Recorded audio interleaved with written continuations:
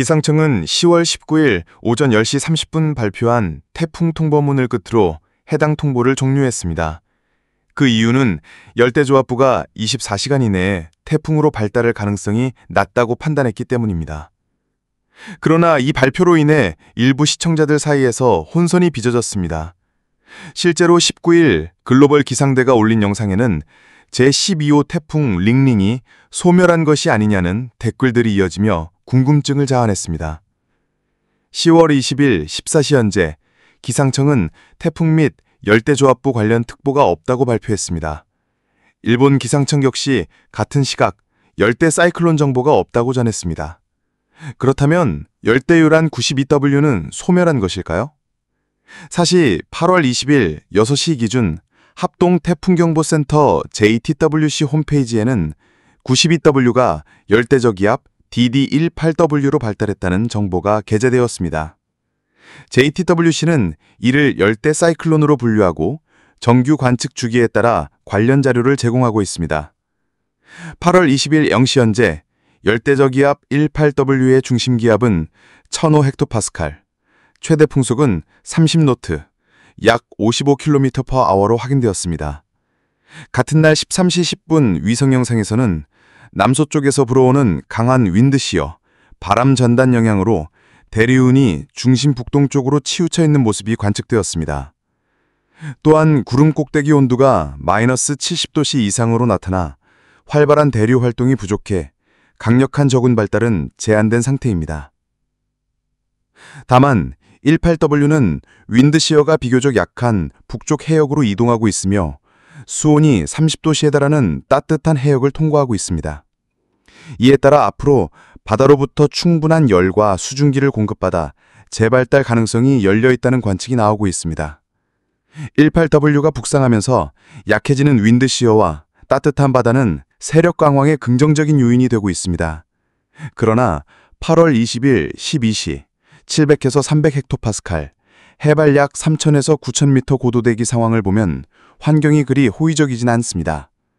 서쪽에서 유입되는 건조한 공기가 대류운을 침식하고 있으며 남쪽에서도 건조한 공기가 흘러들어 대류 발달을 방해하고 있습니다. 반면 습한 공기는 멀리 동쪽으로 빠져나가 북쪽으로 휘둘고 있어 전반적으로 18W는 건조한 공기의 영향권 안에 있습니다. 이로 인해 구름 발달의 편차가 나타나 건조 공기가 자리한 북서쪽과 남쪽에는 비교적 맑은 구역이 보이는 반면 습윤 공기가 지나는 경로에서는 구름이 형성되지만 강한 대류운 발달은 제한적입니다. 또한 위성 분석에는 ADT, Advanced Dvorak Technique 알고리즘이 활용됩니다. 이 기법에 따르면 8월 20일 12시 30분 현재 18W는 중심기압 약 998.9헥토파스칼, 최대 풍속 35노트, 약 65km/h로 산출되었습니다. 이는 국제 기준으로는 이미 열대폭풍, 그리고 기상청 기준으로는 제12호 태풍 링링으로 분류될 수 있는 수치입니다. 실제로 최대 풍속이 34노트를 넘으면 공식적으로 태풍 단계에 진입하게 됩니다. 합동태풍경보센터 JTWC는 8월 20일 12시 발표에서 열대저기압 18W의 진로와 강도를 공개했습니다. 위성 분석 기법인 ADT, Advanced Dvorak Technique 결과에 따르면 18W는 향후 태풍으로 발달할 가능성이 있으며 조건이 충족되면 제12호 태풍 링링이라는 이름이 부여될 전망입니다. 현재 18W는 최대 풍속 약 30노트, 시속 55km 정도의 강풍을 동반하며 북동진하고 있습니다. 예보에 따르면 21일 목요일 새벽에는 풍속이 35노트까지 강화되어 태풍급으로 승격될 가능성이 큽니다. 그러나 이 세력은 오래 유지되지 못하고 링링은 약 하루 남짓 태풍의 세력을 보이다가 금요일 오전에는 다시 열대저기압으로 약화, 토요일 23일 오전에는 완전히 소멸할 것으로 관측됩니다. 기압계 분석을 보면 8월 21일 오전 9시 기준 850헥토파스칼 일기도상에서 링링은 중심 북동부에 국지적인 비구름대를 형성하고 있으나 크기가 작고 대류 활동도 미약하여 세력 자체가 제한적입니다. 따라서 우리나라 기상에 미치는 직접적인 영향은 거의 없을 것으로 전망됩니다. 더 나아가 중기 기상 전망을 살펴보면 링링이 소멸한 뒤 당분간은 태풍 활동이 한산해질 것으로 보입니다. 8월 23일부터 27일까지의 5일 평균 일기도 분석에서는 북태평양 고기압이 점차 동중국해까지 확장하면서 태풍이 발달할 수 있는 환경 자체가 줄어듭니다. 이로 인해 다음 주 중반까지는 비교적 안정된 날씨가 이어질 것으로 예상됩니다.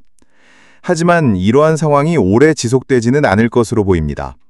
8월 말부터 남중국해와 필리핀 해역을 중심으로 태풍 활동이 다시 활발해질 가능성이 높습니다. 이 해역은 해수 온도가 30도씨 안팎으로 유지되고 있어 태풍 형성에 필요한 열과 수증기를 충분히 공급할 수 있는 환경이 갖춰져 있기 때문입니다.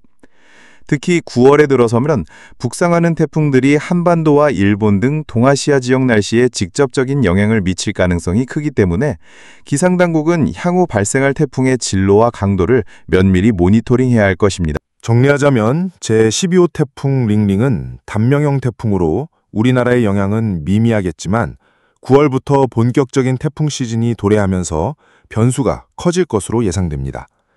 이와 같은 분석을 종합해보면 태풍 링링은 짧은 생애를 가진 약한 태풍으로 끝날 가능성이 큽니다. 하지만 그 과정에서 드러난 대기 환경의 특징과 해수면 온도 분포는 올여름과 초가을 태풍 활동을 전망하는 데 중요한 시사점을 제공합니다.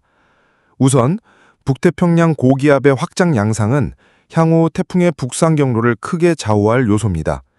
현재 8월 하순에는 고기압이 동중국해까지 뻗어나가고 있어 태풍들이 일본 남쪽 해상이나 서태평양으로 밀려나는 경향을 보일 수 있습니다.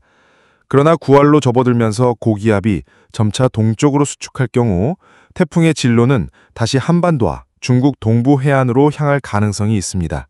이는 우리나라 가을철 날씨의 최대 변수로 작용할 것입니다. 또한 남중국해와 필리핀 해역의 높은 해수 온도, 평균 30도씨 이상은 태풍 형성에 매우 유리한 환경을 제공하고 있습니다. 해수온이 높을수록 대기 중으로 방출되는 열과 수증기량이 많아지고 이는 곧 강력한 대류 활동과 저기압 발달로 이어집니다. 따라서 8월 말부터 이 지역에서는 잇따라 열대 저기압이 발생할 가능성이 있습니다.